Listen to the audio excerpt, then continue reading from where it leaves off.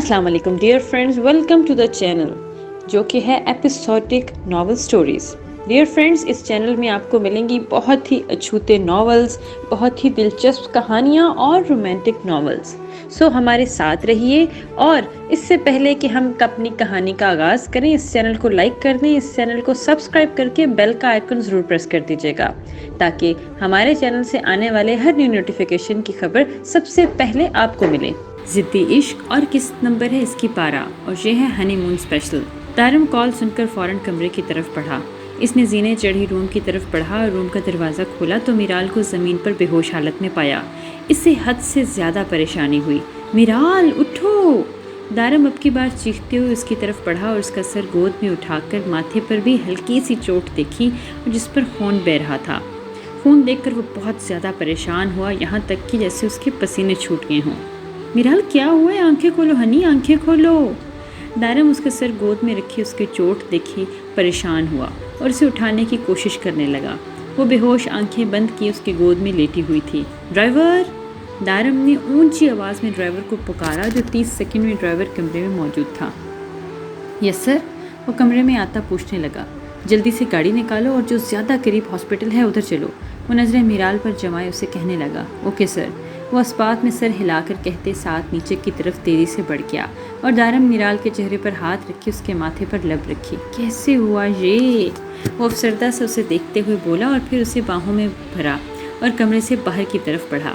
نیچے آئے تو ڈرائیور گاڑی نکال چکا تھا۔ گارڈز نے پیچھے والا دروازہ کھولا، دارم اس میں بیٹھا اور ڈرائیور نے فوراً گاڑی سڑک پر دوڑا دی۔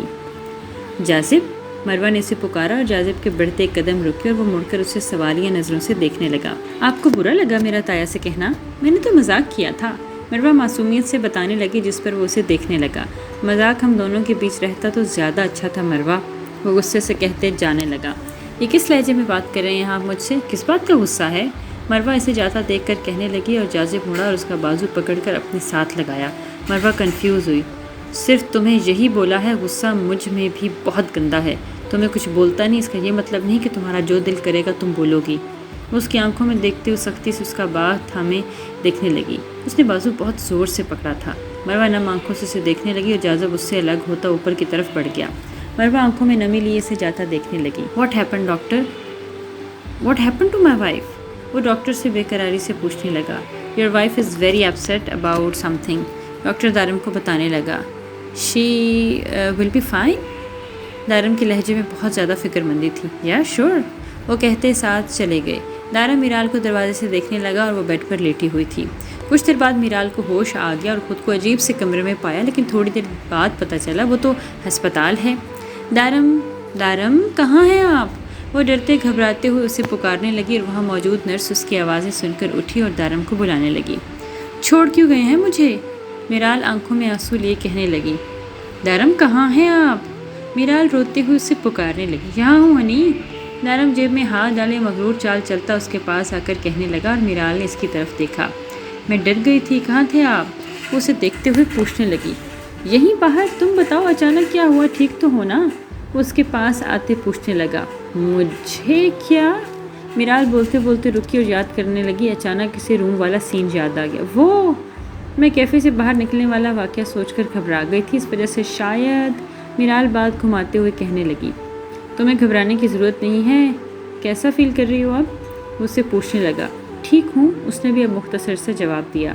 کچھ دیر بعد نرس کمرے میں آئی۔ انہیں یہ انجیکشن لگے گا، کافی کمزور ہیں یہ، نرس کہنے لگی۔ دارم دیکھنے لگا۔ انجیکشن نہیں، مجھے نہیں لگانا۔ میرال بچپن سے ہی انجیکشن سے بہت ڈرتی تھی، اس لیے وہ روتے ہوئے بولی۔ نہیں، یہ نہیں لگائے گی، آپ میڈیسن دے دیں کوئی۔ دارم فوراً بولا، سر یہ زیادہ اچھا ہے۔ وہ بھی انگلش میں ہی بات کر رہی تھی۔ میں نہیں لگوانا دارم، نہیں۔ وہ روتے ہوئے اپنا منہ دارم کے سینے سے چھپا گئی۔ لے جائیں، نہیں لگوانا اس نے، دارم اس نرس کو سخت لہجے میں بولا اور وہ چلی گئی۔ نہیں لگے گا ہنی، رو نہیں، کچھ نہیں ہوگا۔ اس کا چہرہ اپنے سینے سے اٹھائے اس کا ماتھے پر لب رکھ کر میرال نے آنکھیں بند کر لیں۔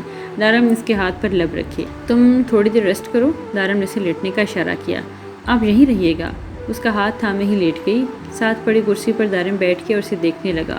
وہ آنکھیں بند کیے سونے کی کوشش کر رہی تھی۔ دارم مرزا اپنی زندگی میں صرف تمہیں کھونے سے ڈرتا ہے میرال، اسے دیکھتے ہوئے گھمبیر لہجے میں بولا اور اس پر جھکا۔ میرال سو کر جب اٹھی تو دارم کو سوتے پایا اور دارم کا ہاتھ اس کے ہاتھ میں ہی تھا۔ وہ اپنا بیڈ پر رکھے سو رہا تھا۔ میں جانتی ہوں بہت پیار کرتے ہیں، مجھ سے پاگل کر چکی ہوں آپ کو وہ کل، اور یہ سب وہ افسردہ سی ہو کر اسے دیکھتے ہوئے کہنے لگی اور پھر اسے دیکھنے لگی اور دارم کے ہاتھوں کو اپنے ہونٹوں سے چھوا اور پھر لیٹ کر اسے یکٹک دیکھنے لگی۔ مجھے کیا پتا تھا میں اس قدر خوش قسمت ہوں گی، آپ جیسے پیار کرنے والا شوہر ملا۔ وہ اسے دیکھتے ہوئے محبت سے بولی۔ جاذب اپنے کمرے میں بیٹھا لیپ ٹاپ کھولے کسی کی تصویریں دیکھنے میں مصروف تھا۔ تم بہت زیادہ پیاری ہو واقعی، اور ہو بھی بہت کیوٹ، اس کی تصویریں دیکھتے ہوئے بولا، اور تصویر کسی اور کی نہیں مروہ کی ہی تھی۔ تمہاری خوشبو سے عشق ہے مجھے، تمہارے قریب رہنا اچھا لگتا ہے، تمہیں تنگ کرنا اچھا لگتا ہے، کبھی ظاہر نہیں کیا میں نے، لیکن 2 سال سے میں تمہیں اس دل میں چھپائے بیٹھا ہوں۔ بس 1 مہینے کی بات ہے، پھر ڈیڈ سے تمہارے بارے میں بات کر لوں گا۔ وہ اپنی آنکھیں اس کی تصویر پر مرکوز کیے محبت اور خوشی سے کہتے بولا اور ساتھ دیکھنے لگ گیا۔ کبھی اتنا قریب ہوئے تو نہیں میرے، آج کیوں مجھے اتنی عجیب سی فیلنگ آ رہی تھی۔ وہ اپنے بیڈ پر لیٹے لوشن کو گلے سے لگائے ایک سوچ میں تھی۔ اف مروہ، تم کیوں سوچ رہی ہو؟ سو جاؤ، صبح اٹھنا بھی ہے، چھوڑو یہ فضول سی باتیں، غصے میں تھے اور اس وجہ سے، وہ کہتے ساتھ بلینکٹ خود پر ڈالتی سونے کی کوشش کرنے لگ گئی۔ میرال، دل گھبرا رہا ہے۔ دارم جو اس کے لیے ناشتہ لایا تھا، میرال اسے کہنے لگی، پہلے ناشتہ کر لو، پھر نیچے گراؤنڈ میں واک کرتے ہیں۔ وہ اسپتال کے گراؤنڈ کے بارے میں کہنے لگا اور میرال اس بات میں سر ہلا گئی اور ناشتہ کرنے لگی، اور ناشتہ کرنے کے بعد دارم نے ڈش سائڈ پر کی اور برش اٹھا کر بالوں کو کنگھی دینے لگا۔ میرال خاموشی سے بیٹھی تھی اور دارم نے اس کے بالوں کی کنگھی دی اور پونی میں قید کر کے اسے دیکھنے لگا اور رومال سے اس کا چہرہ صاف کیا۔ چلے نیچے، اسے دیکھتے ہوئے کہنے لگا اور میرال اس بات میں سر ہلا گئی۔ وہ دونوں نیچے اور ہاتھ میں ہاتھ ڈال کر ساتھ ساتھ چل رہے تھے۔ میرال تو بالکل دارم کے ساتھ لگ کر چل رہی تھی۔ میرال، ایک بات پوچھوں؟ دارم اسے دیکھتے ہوئے پوچھنے لگا۔ جی؟ میرال گھبرا کر اس کی طرف دیکھتے ہوئے بولی اور دارم کے چہرے پر سنجیدگی لیے اسے دیکھ رہا تھا۔ کیا ہوا ہے تمہارے ساتھ جو تم مجھ سے چھپا رہی ہو؟ میں کب سے خاموش ہوں، بچپن سے واقف ہوں، مجھ پر یقین کرو، میں کسی کو نہیں بتاؤں گا۔ اسے دیکھتے ہوئے پوچھنے لگا اور میرال گھبرا کر اسے دیکھنے لگی۔ یہ کیا مطلب؟ میرال کنفیوز ہوتے پوچھنے لگی۔ مطلب یہ کہ تم کبھی بھی مجھ سے گھبراتی نہیں تھی، جب سے میں دبئی سے آیا ہوں میرے قریب آنے سے تمہاری سانسیں رک جاتی ہیں۔ میں بہت دفعہ غور کر چکا ہوں، خاموش ہو جاتا ہوں، تم خود بتاؤ گی مگر تم نہیں بتاتی۔ دارم چلتے ہوئے اسے کہنے لگا اور میرال کے چہرے کے سامنے وہ رات آنے لگی جس رات وہ مروہ کے ساتھ دارم کا گفٹ لینے کے لیے نکلی تھی۔ 11 بجے کے وقت اسے کیا پتا تھا کہ وہ رات اس کے لیے اس کی بربادی بن جائے گا۔ میرال! دارم اسے پکارنے لگا اور میرال ہوش میں آئی اور اسے دیکھا۔ کیا ہوا ہے؟ دارم اسے دیکھتے ہوئے پوچھنے لگا اور چہرے کا رنگ زرد پڑ گیا۔ پوچھنے لگا، چہرے کا رنگ زرد پڑ گیا ہے، عجیب سی حالت ہونے لگی، آنکھوں میں آنسو آ گئے۔ میرال، آر یو اوکے؟ کیا ہوا ہے؟